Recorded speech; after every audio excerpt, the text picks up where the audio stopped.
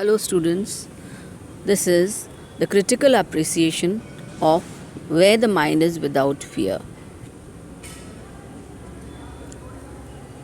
Where the mind is without fear, the poem is also known as Heaven of Freedom. Rabindranath Tagore, 1861 to 1941, was a celebrated poet, patriot and philosopher of our country. He wrote many stories, novels, plays and poems. Tagore was the first Indian to win the Nobel Prize for Literature. He won the prize in 1913 for his immortal classic Gitanjali, which means song offerings. This poem was published as number 35 in Gitanjali. The poem is a prayer offered to God. Tagore wants India to be free from all bondages, where knowledge is available to the people freely, where they are allowed to read and discuss freely.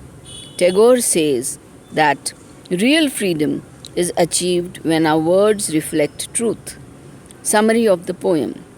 In this poem, the poet talks about the freedom of our country. In the first stanza, Tagore describes the kind of freedom he wanted our country to gain. This poem was written when India was under the British rule. Here, Tagore describes the freedom of mind, which he calls Heaven of Freedom. He expresses his heartiest wish to see India free from all fears, so that the head is held high with a sense of pride and no one is afraid of anything. Tagore wants India to be free from all bondages, where all knowledge is available to the people freely. Tagore desires for a world which has not been broken up into parts. He wants an India which is free from the narrow ideas, considerations of caste, creed, nationality. Real freedom is achieved when our words and speech reflect deep truth, where words come out from the depth of truth. In the second stanza, Tagore describes the freedom of mind, which he calls Heaven of Freedom. His greatest wish is to see India free from all fears. The only freedom one needs is of mind and spirit. They should work hard up to their level best and strive for perfection. He wishes for his countrymen to live rationally without ever getting lost in thoughtless habits. People should not believe in superstitions, andhavishwas, and illogical thinking.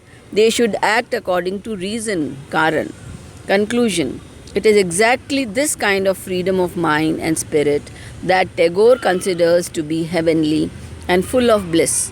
He prays to God, our Father, to awaken the Indians into such a state of freedom where there will be harmony of love, where there is no narrow selfishness to cause differences, where truth and reason will rule supreme, where all will try hard for perfection, and the horizons of their minds will widen with proper thought and action, where the clear stream of reason has not lost its way into the dreary desert sand of dead habit. Thank you.